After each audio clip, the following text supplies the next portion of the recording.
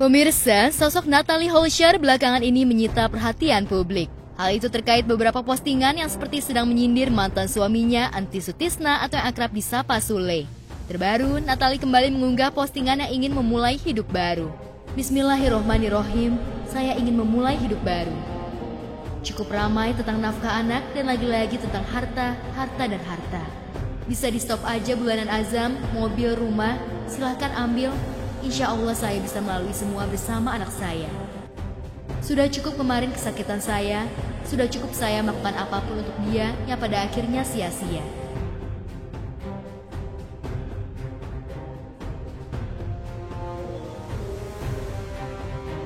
Ya, belakangan ini Natalie memang terlihat sering mengunggah postingan di sosial media. Salah satunya unggahan ibu satu anak itu yang meminta Sule untuk berhenti mengirim uang bulanan untuk anak sematawayang mereka, termasuk rumah dan mobil pemberian Sule pasca mereka bercerai. Nah hanya itu, artis yang dulu berprofesi sebagai disc jockey itu juga membongkar penyebab perceraiannya dengan Sule yang selama ini mereka tutupi dan tidak diketahui publik.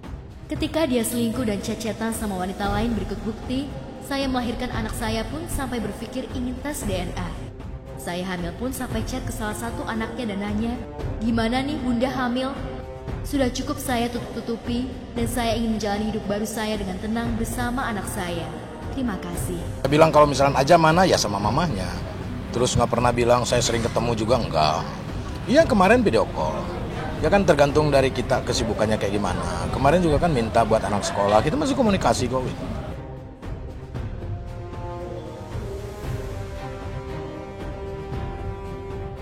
Sementara itu, seolah menjawab postingan mantan istrinya terkait soal nafkah hidup untuk anak sematawayang mereka, Sule membagikan foto lawasnya melalui Instagram pribadinya saat masa muda yang masih berjuang keras mengais rezeki sebagai penabuh kendang. Unggahan foto jadul atau lawas Sule itu mendapat respon beragam dari netizen. Benarkah postingan Sule tersebut sebagai bentuk sindiran yang ditujukan untuk Natalie Holscher? Udah lewat kali ya pasannya ya, maksudnya udah lewat pas awal-awal kayak gitu, udahlah. Jangan semakin ini seru nih, mungkin buat netizen semakin diperkeruh gitu kan, dipanas-panasin.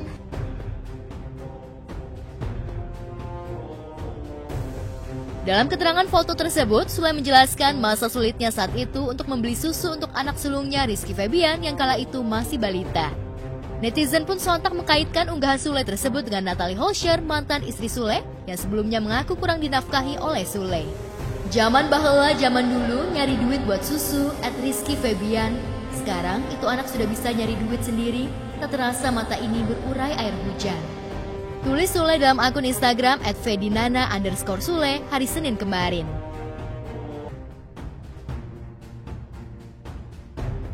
Unggahan tersebut pun langsung mendapat komentar beragam dari netizen.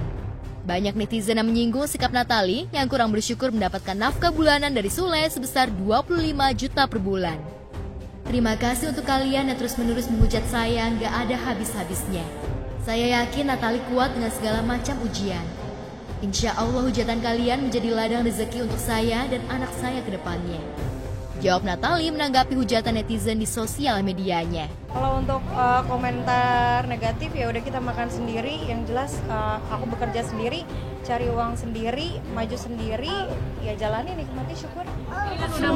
Semuanya itu untuk anak gitu, bukan untuk dari dari aku sama Kang Sule-nya. Jadi semuanya itu cuma untuk anak. Seperti diketahui, belakangan ini artis blasteran Indo-Jerman itu memposting soal biaya hidup untuk anaknya sebesar 25 juta per bulan yang dirasakan masih kurang. Sementara itu, menjawab komentar miring netizen, Natalie hanya mengucapkan terima kasih dan minta berdoa untuk masa depan dirinya dan anaknya. Oke, ya. Baik, terima kasih teman-teman media. Sementara itu, seperti sedang membuktikan ucapannya soal ingin memulai hidup baru, Natalie kini bekerja dengan menjadi seorang CEO untuk sebuah salon rambut yang dijalaninya itu. Bisnis barunya itu merupakan hasil menabungnya selama ini. Tak hanya itu, baru-baru ini Natalie juga membeli sebuah sedan mewah yang dibeli dari kantongnya sendiri. Ya, bisnis baru ini kita memperkenalkan sebagai kecantikan juga untuk perawatan-perawatan, karena di zaman sekarang ini juga udah banyak banget ya kita harus merawat diri. Dan juga harus menjaga juga kesehatan kita seperti kuku dan rambut dan lain-lain. kepikirannya ini sudah 2 tahun lalu sebenarnya. Gitu. Jadi pengen bikin lash hair, pengen buka lounge baru, salon baru. Jadi di situ juga kita treatmentnya juga berbeda dengan yang biasanya kan aku suka home service. Apa salahnya kalau kita membuka lash hair ini di Peak gitu? Karena setiap minggunya itu aku selalu kumpul keluarga di Peak. Jadi kepikiran apa di sini ya? Ya udah di sini aja ya Kak ya. Jadi karena rambutnya bagus jadi model rambut juga nggak sih Bun? Apa jadi salah satu contoh juga nggak? Oh kalau model rambut memang model rambut sudah lama rambut aku kayak gini.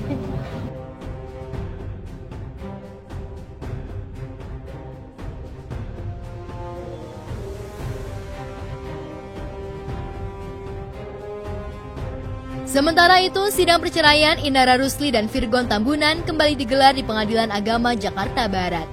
Agenda sidang kemarin yakni pembuktian dari pihak penggugat, dalam hal ini pihak Inara. Menurut kuasa hukum Inara, mengingat banyaknya bukti-bukti yang diajukan di persidangan, pihaknya perlu waktu 5 hari untuk menyusunnya secara sempurna. Atas alasan tersebut, hakim kemudian memutuskan untuk menunda sidang dan akan dilanjutkan pada 26 Juli 2023. Lantas apa tanggapan pihak Virgon Tambunan atas ditundanya sidang kemarin itu? Nah, pada hari ini sidang tepatnya jam 2, penggugat juga belum sempat atau belum siap terkait bukti surat yang mereka siapkan. Akhirnya hakim memberi skor persidangan untuk menunggu bukti dari teman-teman penggugat. Ternyata sampai dengan waktu skor bahwa penggugat belum siap juga untuk mengajukan bukti. Nah, atas dasar itu di dalam persidangan hakim memberi saran kepada penggugat untuk diberi kesempatan sekali lagi untuk membuktikan bukti dari penggugat yang dalam hal ini akan diadakan hari Rabu sidang berikutnya minggu depan. Kita sebagai penggugat memberikan bukti tertulis, tapi karena bukti tertulisnya terlalu banyak yang diberikan oleh Inara dan butuh waktu yang ternyata lebih dari 5 hari untuk kami bisa menyusun itu secara sempurna gitu. Yang bukti tertulis itu harus disertai dengan aslinya.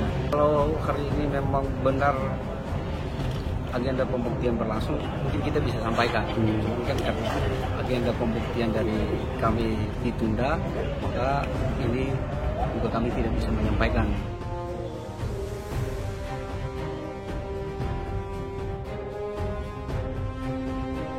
Diungkapkan pihak Inara bahwa bukti-bukti yang diajukan tersebut sifatnya sangat penting dan material sehingga sangat mempengaruhi dalam pembuktian nanti di persidangan. Untuk itu pihaknya sangat berhati-hati dalam menyusunnya. Sampai saat ini kami sudah menyusun draftnya, semacam anatomi tertulis. Jadi tiap tuntutan itu ada buktinya. Tiap tuntutan itu ada buktinya dan ini takes time gitu, cukup menyita waktu panjang karena kami juga harus hati-hati jangan sampai satu bukti untuk 2 tuntutan yang berbeda gitu. Nah, ini kan untuk menyusunnya perlu analisa yang tajam dan juga perlu waktu yang cukup lebih dari 5 hari ternyata. Saya minta bukti asli yang nanti diberikan oleh Ibu Nara itu harus ditunjukkan langsung oleh beliau di persidangan. Saya minta minggu depan beliau untuk bisa hadir. Kalau alasan hari ini Bu Inara sendiri tidak hadir dalam persidangan ini, alasannya apa? Karena Ibu Inara ya juga ada kegiatan lain yang waktu itu memang sudah terschedule terlebih dahulu. Sedangkan persidangan tetap harus berlanjutkan. Tapi nanti mungkin di sidang selanjutnya akan datang atau sidang-sidang berikutnya. Berarti udah selain kuasa hukum aja. Iya. Sudah benar-benar ke lawyer aja ya. Iya. Ngantuk. Asli dari subuh ini. Kan tadi habis ngehoak kali itu Indah. Karena tadi kalau bicara sidang sendiri pengennya cepat-cepat selesai nggak sih? Iya dong, pengen selesai.